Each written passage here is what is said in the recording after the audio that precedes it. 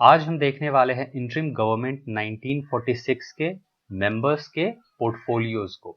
Interim government 1946 आया था ताकि जो इंडियन सिस्टम है, जो भारत सरकार जो अब ब्रिटिश कॉलोनी से निकल करके अब वो भारतीयों के हाथ में जाने वाली थी, तो ये जो ट्रांजिशन था, ये जो बदलाव था, ये जो फेज था बदलाव का, चेंज का, इसको देखने के लिए, इसको ओवरसी करने के लिए एक एंटरिम गवर्नमेंट बनाया गया था, जिसको ऑब्वियसली हेड जो है वो भारतीय करेंगे।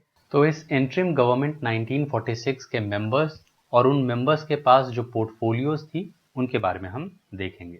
तो इस एंटरिम गवर्नमेंट के जो सबसे पहले इंपॉर्टेंट मेंबर के तौर पे सामने आते हैं वो है जवाहरलाल नेहरू, और इनके पास external affairs and commonwealth relations का पोर्टफोलियो था। ये आपको याद रखना है कि इंटरिम गवर्नमेंट 1946 में जवाहरलाल नेहरू के पास कौन सा पोर्टफोलियो था, तो वो हो जाएगा external affairs and commonwealth relations. ये आपको याद रखना है कि जवाहरलाल नेहरू के पास external affairs and commonwealth relations नाम का पोर्टफोलियो उनके पास अवेलेबल था।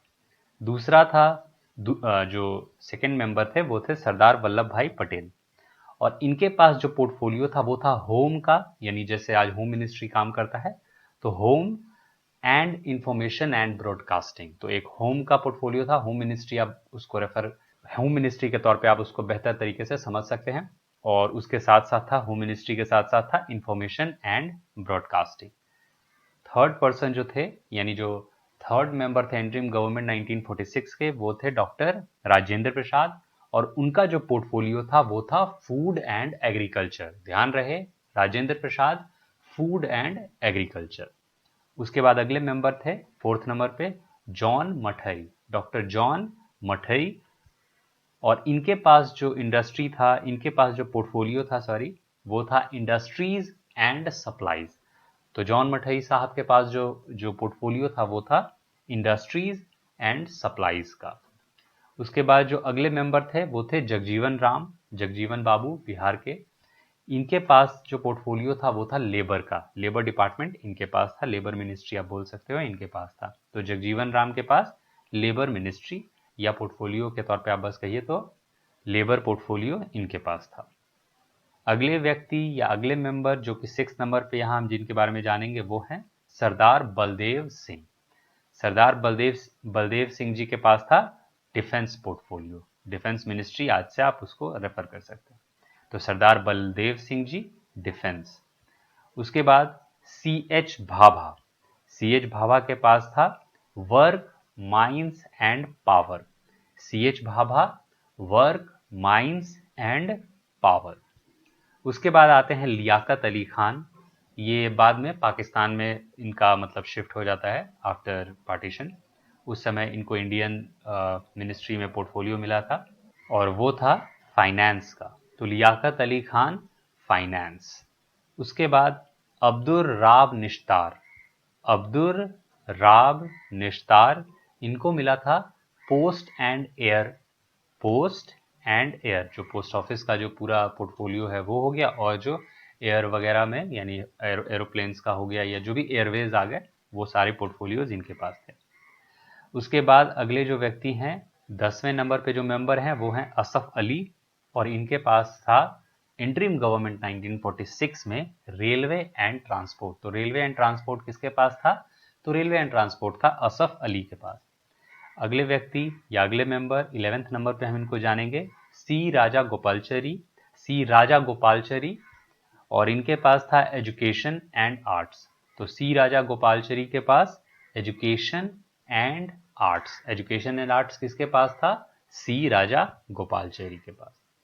उसके बाद 12वें नंबर पे मेंबर जिनके बारे में हम जानेंगे वो है आई चुंद्रीगढ़, आई चुंद्रीगढ़, डबल आई है, और उसके बाद जो टाइटल था वो था चुंद्रीगढ़ का। इनके पास क्या था, आई चुंद्रीगढ़ के पास था कॉमर्स डिपार्टमेंट। जो कॉमर्स डिपार्टमेंट था, जो भी देश में कॉमर्स से जुड़ा हुआ, यानी अर्थव्यवस्था से जो भी जुड़ा हुआ कार्य था, वो देखने का काम था आई चुंद्रीगढ़ को।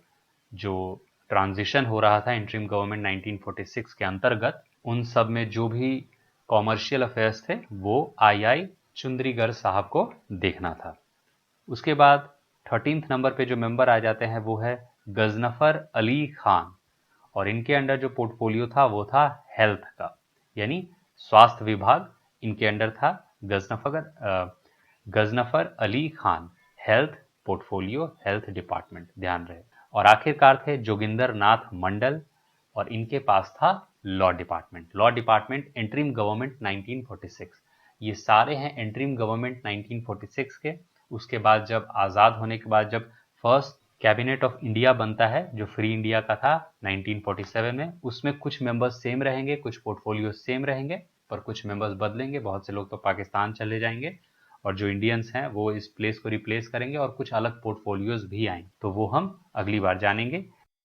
एक और बात जो यहाँ हमें पता होना चाहिए वो ये कि जो इंटरिम गवर्नमेंट में जितने भी जो मेंबर्स बने थे, ये ऑलरेडी वाइसरॉय के जो एग्जीक्यूटिव काउंसिल था उसके ये ऑलरेडी एक मेंबर थे। ठीक है, तो वाइसरॉय एग्जीक्यूटिव काउंसिल के जो मेंबर्स थे वही लोग इंटरिम गवर्नमेंट का हिस्सा बनते हैं। ये जो लोग इंटरिम गवर्नमेंट का हिस्सा बने थे वो वाइसरॉय एग्जीक्यूटिव काउंसिल में उनको ऑलरेडी जगह दिया गया था। इस तरह से भी आप इसको समझ सकते हैं। पर इस इंटरिम गवर्नमेंट के जो हेड थे, जो इंटरिम गवर्नमेंट काउंसिल 1946 के जो हेड थे वो उस समय के वाइसरॉय ही थे। ठीक है, तो वाइसरॉय इसको हेड कर रहे थे इंटरिम गवर्नमेंट 1946 को। पर जवाहरलाल नेहरू को पहली बार जो भारतीय हैं उनको इस इंटरिम गवर्नमेंट या कहिए कि ये जो काउंसिल था इसके सेकंड हेड वाइस प्रेसिडेंट के तौर पे चुना जाता है। ये सारे पॉइंट्स भी आपको पता होना चाहिए कि ये जो इंटरिम गवर्नमेंट बना था इसको हेड कर रहे थे उस समय के वाइसरॉय, और इसके वाइस प्रेसिडेंट थे जवाहरलाल नेहरू। इसको एक बार फिर से रिवीजन कर लेते हैं। तो सबसे पहले थे जवाहरलाल नेहरू, इनके पास था external affairs and commonwealth relations. उसके बाद थे सरदार वल्लभ भाई पटेल, इनके पास था होम, इंफॉर्मेशन एंड ब्रॉडकास्टिंग। उसके बाद थे डॉक्टर राजेंद्र प्रसाद, जिनके पास था फूड एंड एग्रीकल्चर। उसके बाद थे डॉक्टर जॉन मठई, जिनके पास था इंडस्ट्रीज एंड सप्लाईज। उसके बाद जगजीवन राम, जिनके पास था लेबर डिपार्टमेंट। उसके बाद सरदार बलदेव सिंह, जिनके पास था डिफेंस। उसके बाद CH भाभा, जिनके पास था वर्क, माइंस एंड पावर। उसके बाद लियाकत अली खान, जिनके पास था फाइनेंस। उसके बाद अब्दुल राब निश्तार, जिनके पास था पोस्ट एंड एयर। उसके बाद असफ अली, जिनके पास था रेलवेज एंड ट्रांसपोर्ट। उसके बाद C राजा गोपालचरी, जिनके पास था एजुकेशन एंड आर्ट्स। उसके बाद II चुंद्रीगर, जिनके पास था कॉमर्स। उसके बाद गजनफर अली खान, जिनके पास था हेल्थ। और उसके बाद यानी आखिरकार 14th नंबर पे थे जोगिंदर नाथ मंडल, जिनके पास था लॉ डिपार्टमेंट। आप इन सबों को याद रखिए, इन सबों के नाम और उनके पोर्टफोलियोज के साथ याद रखिए। Many times it is asked in exam. If you are liking our initiative, kindly do like, share and subscribe the video. Thank you. और अगली बार हम जानेंगे about first cabinet of free India, जिसमें बहुत से मेंबर्स सेम होंगे, बहुत से पोर्टफोलियो सेम होंगे। तो मिलते हैं अगली बार।